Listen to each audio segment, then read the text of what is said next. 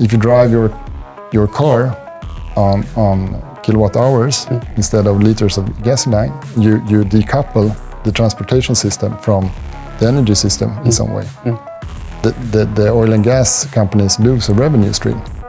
But it's actually a fun story. When we were doing the DD of Oatly, and this was some 8 years ago or something, Arla, the big dairy producer, had this campaign on Facebook asking, what's your favorite breakfast? And in the comments, everyone started to write about Oatly products. We only have one task in this generation, and that is to make our society more sustainable. And therefore, it makes sense for us to understand those systems, understand where can we put our capital in a way that makes it as efficient as possible to create a positive impact.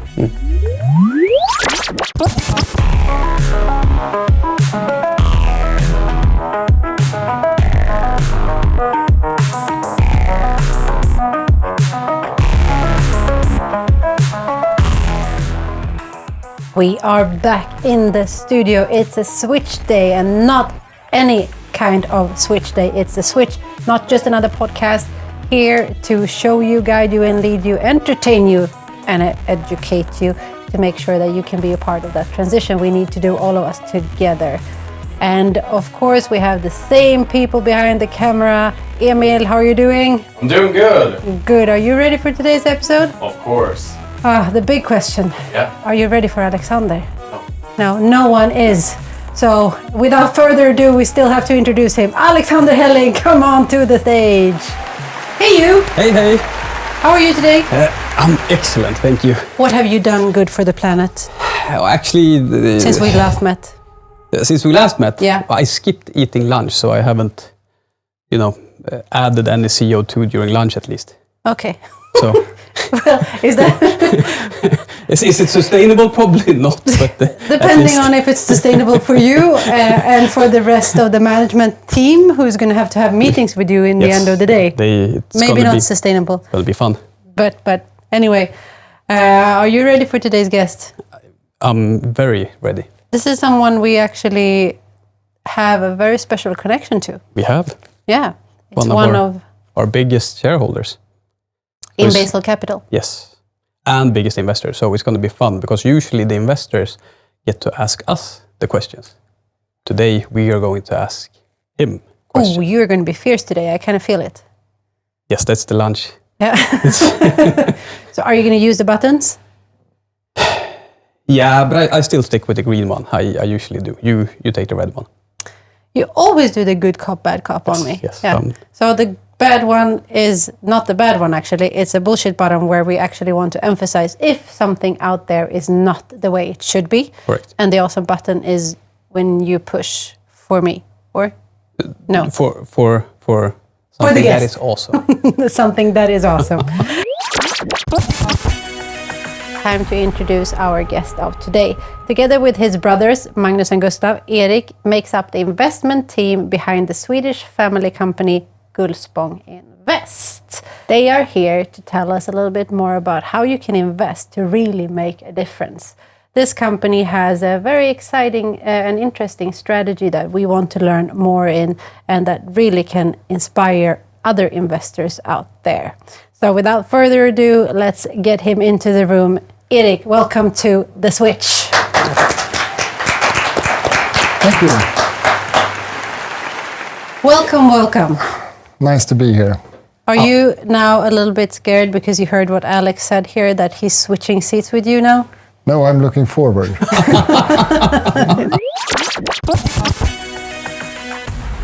You guys have done major impact in many levels already with your investments. Can you tell us a little bit about the 1-minute pitch about Gullspång Invest and which companies have already done that trip? Of course, we're incredibly proud to be one of the founders of Basel Capital. Check. Yeah, but we've also invested in heat pump producer Quantum. Heat pumps has a tremendous effect on the heating in Europe. Huge potential. We're also investors in Alight. They create big solar parks and solar on commercial properties. We've invested in Trine. that pools financial resources to off-grid solar solutions. And in ReFood, we're proud shareholders in Oatly, for example, and also in companies reducing food waste like ModSmart potatoes. So we work with production, efficiency, and transformation in various ways in both energy and food. Not to mention as well, Nix, which is one of the reasons I actually get my kid not to eat bad ice cream. So you've already also invested in that. Yeah, it's sweets to die for that actually doesn't kill you. Oh, there you go. Very good. Thank you for that. And as a mother, very thankful, because you have a way of working where you want to invest in systemic change. Can you elaborate a little bit on that? Yes, and it could be potentially a very long answer because we have to zoom out so we can see the whole planet in one view. That's actually a picture that one of the founders of Stockholm Resilience Center, Carl Folke, always starts with, the biosphere. So what's happening in the biosphere, this thin layer of life which we organized our society in? Well, we've had 11,000 years of very stable climate, and now we're pushing it into a new era, the Anthropocene. We're doing it through the consequences of the way we've organized our society. One thing is emitting greenhouse gases, so we make the atmosphere hotter, and therefore we get other Earth systems, and we have problems with food, water stress, and other consequences. The cities are in the wrong place, basically. And as a society on Earth, we've decided, no, we don't want to pursue the road we have now. We have to limit the warming.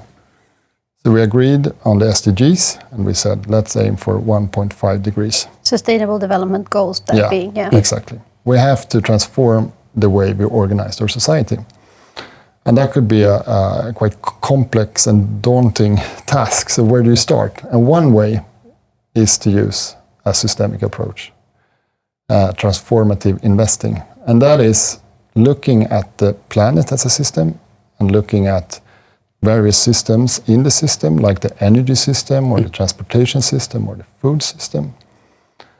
And in those system understanding, who are the actors? What are the rules? And what are the elements? Because all systems are made up of those components. And that's one way just to understand how does this work. The next question is then, okay, so what's the end goal? What's the end game of this system? And where do we find the leverage point? So we know that if we do something different in this system, that we get the result we want. And then we go into transformative investing, that is investing capital to transform the system. And our take is that we only have one task in this generation, and that is to make our society more sustainable.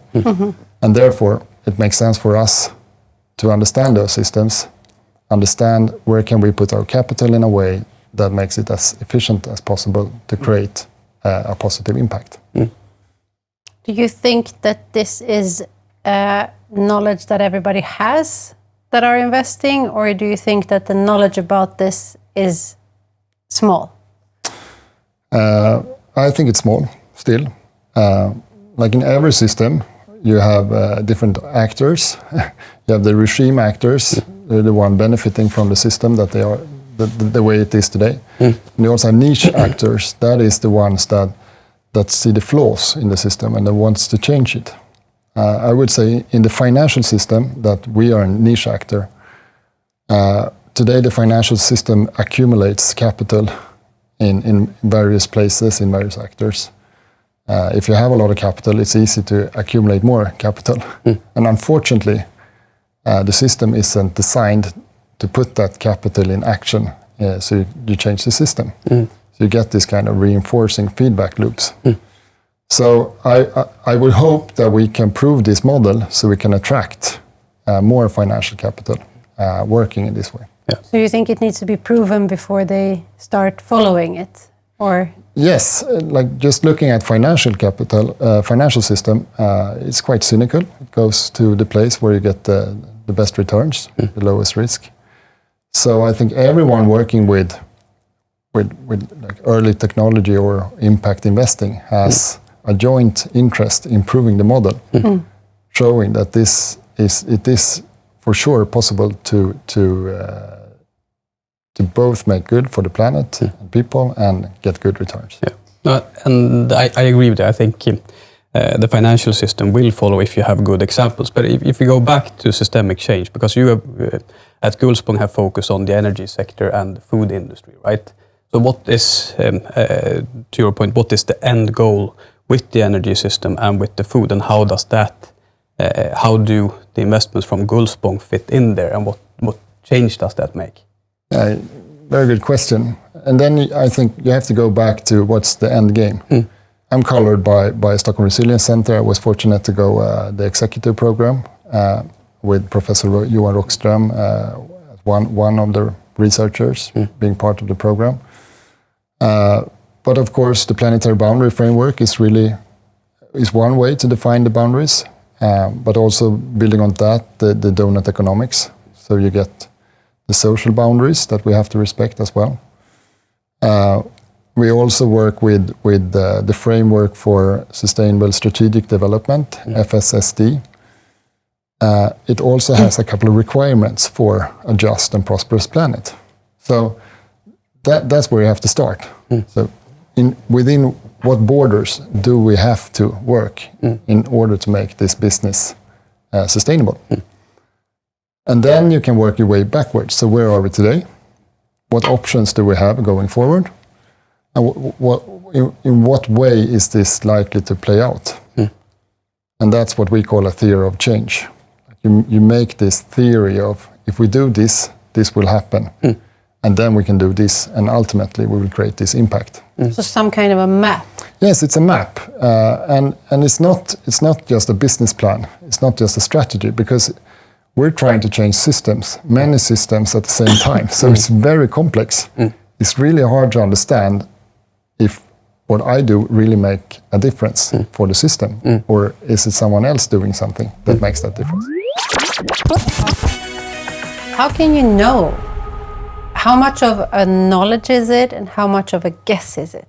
You don't really know ultimately what the impact is, and also the additionality. Was it really my capital that made the difference, or someone else? But the closer you get to the company, you can be more and more sure. So some researchers, they talk about output. That is what the company produce. It could be a heat pump, it could be a power plant, it could be something else, something tangible. Then they talk about outcome, and that's what's produced by the outputs.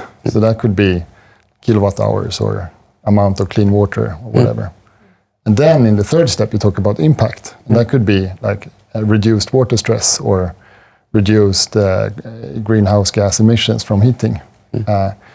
But you can focus actually on your output and rest assured that, okay, if we just manage to get these heat pumps out in the market, it will probably have this impact. We can't be sure, but probably. And at least it's in the right direction. But it takes a special person or a special people to be able to do this, because you have to have a lot of morale, you have to have a higher look on things in a different way. Can this be difficult in a world where other things are also awarded, so fast money and results? Is it difficult to make these kind of decisions, because long term is not always the first feed, like it's not feeding you with new energy directly? No. Well, yes, it's hard. Otherwise, I think we would have done it. And yes, there are trade-offs. Otherwise, we would wait for the reward to come. We want the quick rewards. That's why you have to be smart and work with the system in the right pace. So looking at like research about systems, there are some general leverage points where you can go in and nudge to get a change in the system. And a change in a system, that could be that you change the power of the actors, or you introduce a new element, or you create a new policy, a new rule. In some way, you change the rules of that system, the configuration, and that will probably produce another output. Sorry. No, I was just wondering if you can take an example of that, or what I was thinking about. Is Tesla such an example for the electrification of vehicles, for example? Is that what you mean with that type of input? That's one example, but I'd like to start with Gullspång Invest. Yeah. So what we do, one thing is, I mentioned the niche actors and the regime actors. So the niche actors is usually a startup, a small company that is unprofitable. And in a financial system, unprofitable companies shouldn't exist. They should go bankrupt. But they don't, because they have investors that shield them, provide equity from somewhere else until they get profitable. So that's what we do at Gullspång. We help these companies to create like a safe environment until they build a critical mass. So they get their customers or get revenue streams from other ways. And in that, there are various ways you can introduce this startup into an incumbent and tap on their resources, or you can introduce them to other startups, like building a critical mass, doubling the turnover in a short while, and so on. So that's our strategy in this is systemic change. But you could also be good at like scaling up proven business models. You could be good at unlocking regimes, that is like telling big companies, the legacy actors, what's wrong with the current paradigm, helping them to find new ways to get more sustainable. You could like decouple systems from each other. And now we're talking about Tesla. If you drive your car on kilowatt hours instead of liters of gasoline, you decouple the transportation system from the energy system in some way. The oil and gas companies lose a revenue stream. Good, we weakened the power of those actors. So there are various ways to work in this system change. Can you give an example out of your investments that you already? Is there any result that you're specifically or extra happy about? Yes, just to mention, obviously baseload capital. Of course. High five. I think we talked about baseload capital a lot, so I will actually choose another company. It's a wastewater treatment company that create on-site closed-loop solutions. So instead of taking in water, use it in the production, clean it, and then just send it to the sewage system. You create a closed loop, so the water is circulated on place. You don't need to take in water, and you don't release water. And also you can get the raw materials back. You can control the quality of the water, and so on. And they go to incumbents. For example, Syracuse Airport in New York, they just delivered a plant. And they say, we can help you. And now they delivered a plant that reduce carbon dioxide emissions by, I think, 30,000 tons a year. And that's one way of building on the infrastructure that is already in place and the money in that company to create something sustainable. For example, I usually, when I tell about Gullspång, I also tell about the story about Oatly and how you guys have been investing in that as well, and really basically challenged the whole milk dairy industry in not only Sweden, in the world. Is that something that I mean, that is a company that is known by many other companies. Do you get questions about how did you do it, or does anyone come to you and ask for advice? No, as an investor, if you have a portfolio company or work with a company that gets a lot of headlines, you tend to get questions about that company and how did you know that this company was going to be successful? You never know. But it's actually a fun story. When we were doing the DD of Oatly, and this was some 8 years ago or something, Arla, the big dairy producer, had this campaign on Facebook asking what's your favorite breakfast. And in the comments, everyone started to write about Oatly products. So the consumers hijacked their campaign because Arla, of course, wanted to Write milk. Yeah, exactly. Yeah. So that was just one a bit odd GD point that you can say, okay, obviously there are consumers out there that are prepared to take a stand for this product, and that was quite fun. Do you measure success in any way? Because I think that many people are reinventing the wheel again and again and again, and there are some companies that have actually done it. You're one of those companies. Do you have any way of measuring success, like that are not the traditional ones, like revenue and profit and so on? Is there anything you look at in a company when you invest in them and say, this is? It's actually good that you mentioned the financial performance, because that is important. And as we said, we want to invest in profitable companies and make returns that are preferably better than index and so on. So it's important to measure the financials as well, of course. But then you have the impact measures, and then it goes back to what you promise when you get the investment. This is what we're going to deliver on. This is our theory of change. This is the first plant we're going to deliver. These are the first 10,000 heat pumps. This is the first wastewater plant we're going to do, and then that you actually do it. So it's quite usually quite easy to quantify. I would say. So let's say that I'm a traditional investor working mainly to increase profit, but I want to get some help to do the switch, to start investing in a greener planet. Where and how do I start? What's your advice? It's a good question. I would say there are 3 perspectives that is important if you're an investor and want to make a change. One is what is your personal interest? Where do you find your passion, and what's your interest? For us, Gustaf has a profound interest in food and the food system, and Magnus is very interested in energy, and so am I. So we build on that. That's the first. The other is what resources do we have at hand? And that's not only equity. It could be infrastructure, it could be connections, it could be personnel. Asking yourself, what am I ready to invest of what I have? And then the third perspective that I think is new to many investors is within what boundaries do I need to invest? And then I would recommend to just read about the donut economics model or planetary boundaries framework, just to understand, is my business today sustainable if I compare it to those boundaries? If not, can I go back to my guiding principle or my purpose to deliver on the same thing but do it in another way? If that makes sense. That makes sense. I just wanted to stop by, because if there are anyone out there who doesn't know the donut, do you have a 1-minute pitch on it? Yeah, for sure.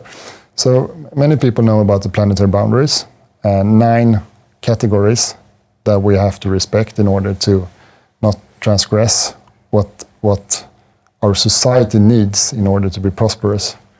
For example, how we use water, and different chemicals and so on.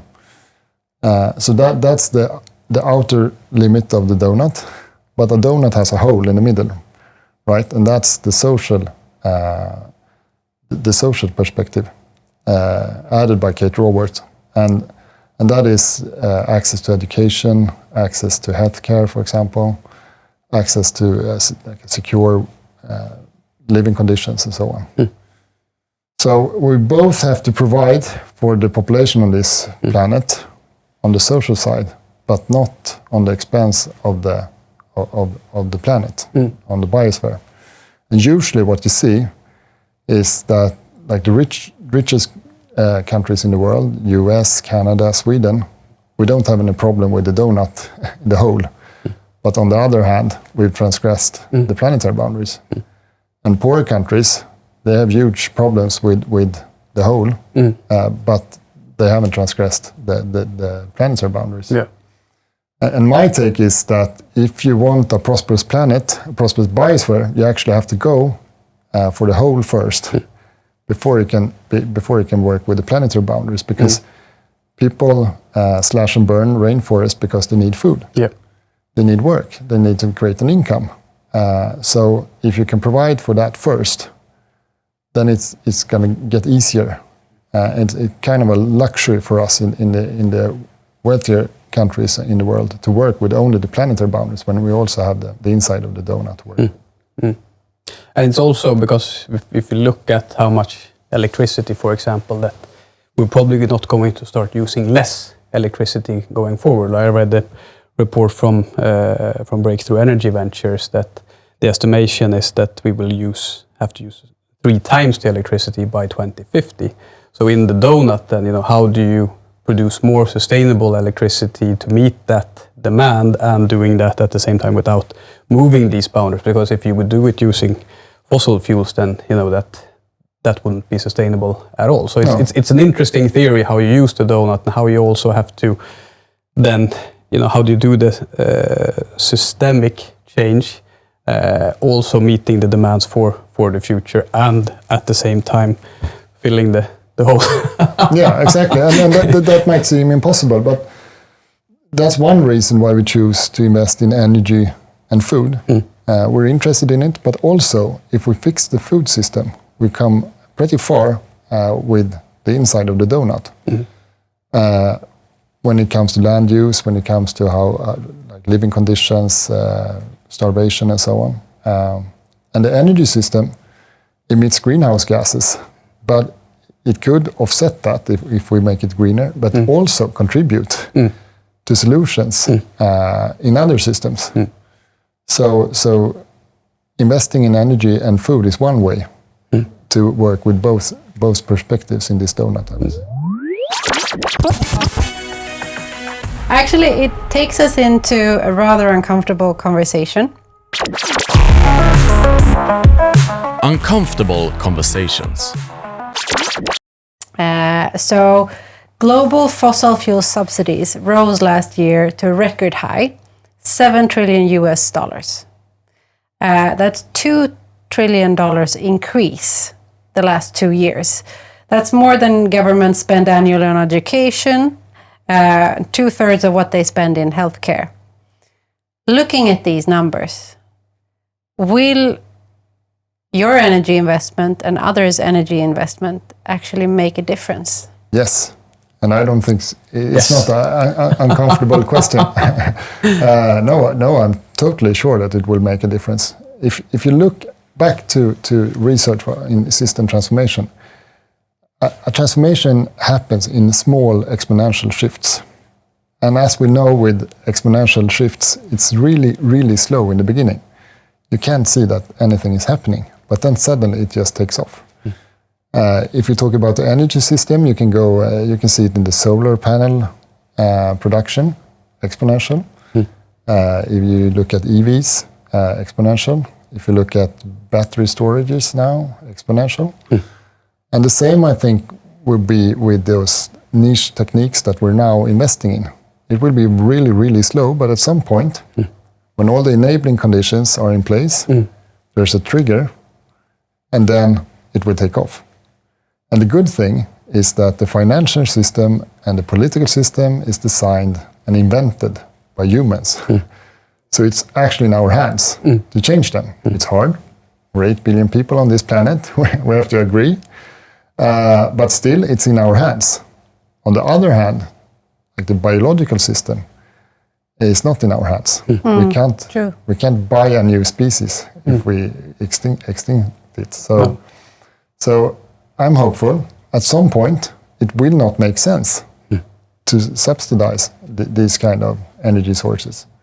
And if you can create a regulation or create another incentive to change this capital stream, you can get a lot of effect in a short time. Thank you for a very hopeful answer. That felt good. Or what are your thoughts, Alex? No, definitely.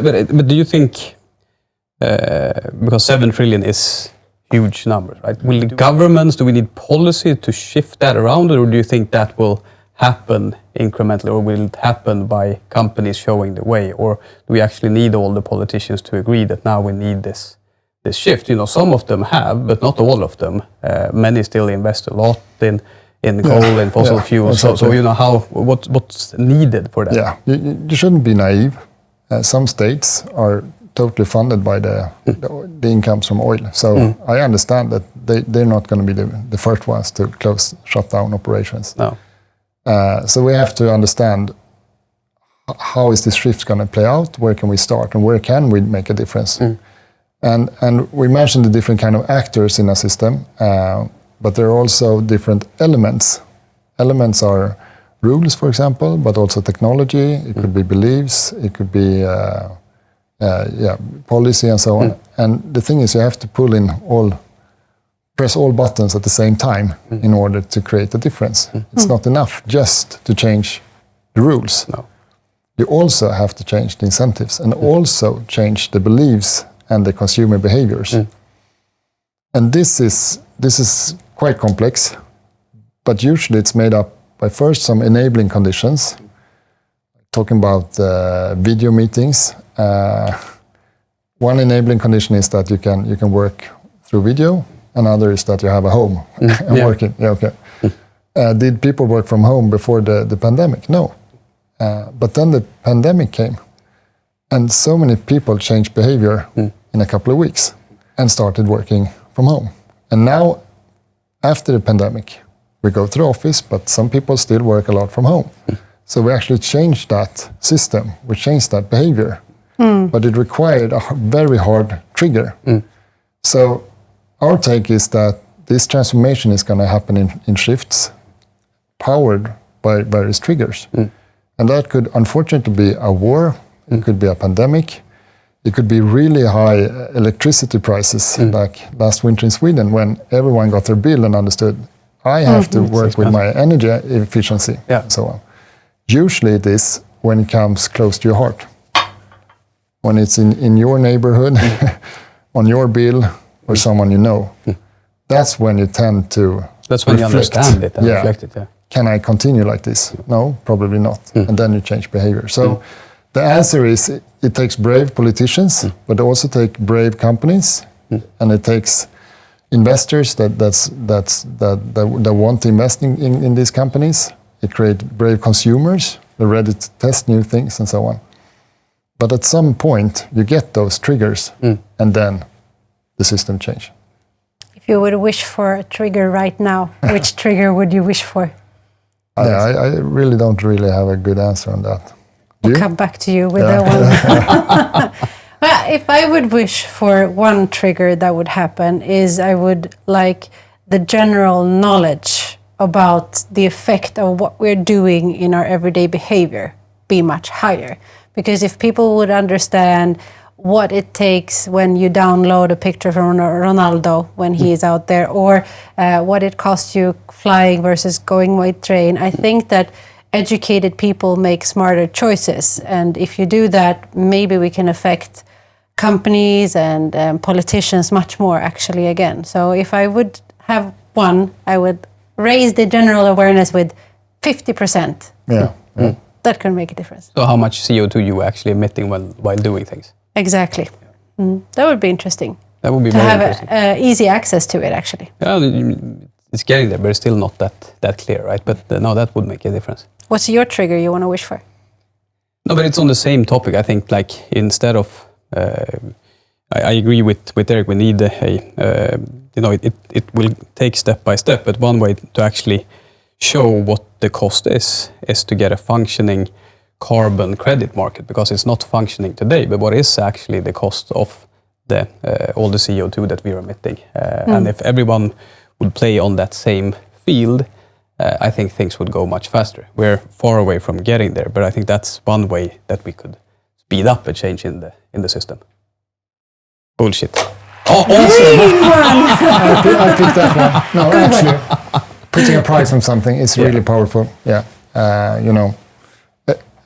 almost all humans, at least the adults, has to relate to money in some way, and the financial system. If you can set a price on the externalities, that would make a difference.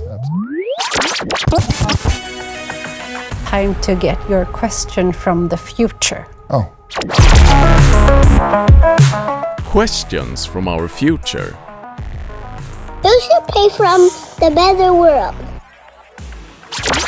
I think the ones that today make money from what is common or what belongs to us all, they should use that money to pay for the transition. Can you give an example? Yeah, for sure. If you mine for something or you take out natural resources, you make money from a planet that belongs to the whole society, but you take it for free. You bought the land, but still, you take a lot of resources and you don't pay for the externalities it brings with it, lost biodiversity or waste. So a part of that income should be distributed back to the solutions. Is it possible to do that? Yeah, I think so. It's going to be hard, but it's possible. What would it take to, is that something of a global challenge, or is it something that you should need to tackle on a national level? Going back to systemic change, if you can prove the model in a small setting, that's always good. So maybe if you can create a small ecosystem where you show how this is going to function. It could be national borders, it could be an industry, or it could be something else. That could probably be a good first step before you challenge the global society. So it actually goes back a little bit to one of the big questions that we as a generation have been tackling. Is it the countries that already have everything, or is it the countries that want to develop into having the same level? It's a little bit of that. Who should pay for the change? Is it the or level 1 countries, or is it level 4 countries if you look at Hans Rosling and developed versus not developed countries? So what you're saying is a little bit that we need to take responsibility as level 4 countries to be able to pay for what we have done. Yeah, once again, quite general, but the ones that are in a good position today, as the systems are designed, making a lot of money from something that ultimately belongs to the planet or to everyone, they should also be contributing back. That's my take.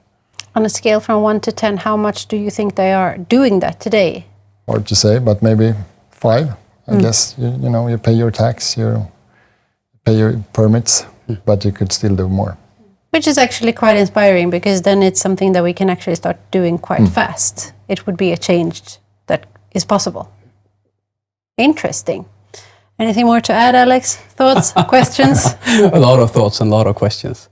Systemic change is it's complex to understand, but you've done a good job on breaking it down into pieces. So I think at least I understand a little bit of it, which is good, because then I'm smarter walking out from this interesting conversation than I was before. So hopefully the people watching as well. Yes. Yeah, definitely. Do you consider baseload being one of those systemic changes that you want to, geothermal, as I say? Yeah, I think, I was thinking about it. So with baseload, I think if we can prove how geothermal can play an important role in the energy system, it can definitely play a big part as an enabler and understanding the full ecosystem. But I think geothermal today is such a small piece, so we have a lot of work to do, both to understand how you can use it for electricity and heat before it really takes off. Interesting. One thing that is important, I think, with baseload is that another good strategy is to make the companies part of the problem, part of the solution, and also build on the infrastructure and the investments already taken. And baseload capital invites oil and gas in some way to build on their competence and their balance sheets and their technology, but do it in the same way. So you can still be an energy provider, but you provide it through geothermal energy instead. Exactly. And that's a faster way to get results, and also a better way, I would say, because you do it together. Cooperation is so important when you transform a system. Yeah. No, and how can you build on already existing infrastructure and knowledge in order to scale it up faster? Exactly. I totally agree. We've said it in the podcast before. If you want to go fast, go alone. If you want to go far, go together. With that said, we're coming to an end. It's time to summarize our thoughts a little bit about where this is, but also to take the moment and to give some sunshine to someone. One of the reasons why we're doing this is to shine a light on companies, initiatives, or people that actually make a difference in the world today. Gullspång and you, Erik, are here because you are making a difference. But is there anyone else that you would like to elevate and to give some sunshine to? And who would that be in that case? Of course, and that would be all the entrepreneurs out there. People that are ready to pursue a vision or a passion for the better of the society. And they sacrifice a lot in building that company. So to all entrepreneurs pursuing positive impact, that would be my answer. Maybe that's you. And with that said, it is time to finalize and go to end. Alex, what do you say? What are your biggest takeaways from today before I ask Erik to go on a final note here? Systemic change is difficult to understand, but if you use the donut principle, it's easier to understand it and put it into perspective. So I'll bring the donut. What is it? A perspective, or is it a model or a theory? The donut theory. You usually call it donut economics. Donut economics. I will bring the donut economics with me. Great, that's a good one. Erik, what are your final thoughts? That ultimately it's not about the planet, it's about us. The planet has survived 5 mass extinctions. We've had temperatures of 10 degrees more than we have today. This is about what kind of society do we want on this planet. It's for our sake. So, and looking at the systems and how we can change, we can actually break this task down in pieces. And what awaits us on the other side is it's a great world. So it's in our hands, and we will benefit from it. So I would say that. Talking about this makes me hopeful. I think that's a good summary. For me personally, I think that it really is about having the resilience to continue and do it again and again and again. A conversation like this gives me trust and hope that there is change coming. And on those days when I wake up and feel that it's all over, a conversation like this is good to have in my memory to understand that no, we just need to continue to take it one step at a time to make sure to do that change. Thank you, Erik, for joining us here, and thank you to the Gullspång team that you continue to do the great work that you're doing and transforming the world we live in today. Thank you. And thank you to you out there who is listening. Remember, I always tell you this, and I will continue to nag on you. You need to subscribe to make sure that more people get to listen to all these interesting conversations of people we bring into this that are already doing things that can inspire you to do things differently today. Don't wait until tomorrow. Just make sure to subscribe, like, comment, and give us all your thoughts and feedback so that we can continue doing this together with you. Until we meet next time, take care of yourself, and Alex, what do I usually say? You say so much, Christina. I have no idea. And someone else, at least one more person. I'll try to take care of you for the next time as well. Thank you, Erik. Thank you, Alex, for joining me here at The Switch, not just another podcast. Take care.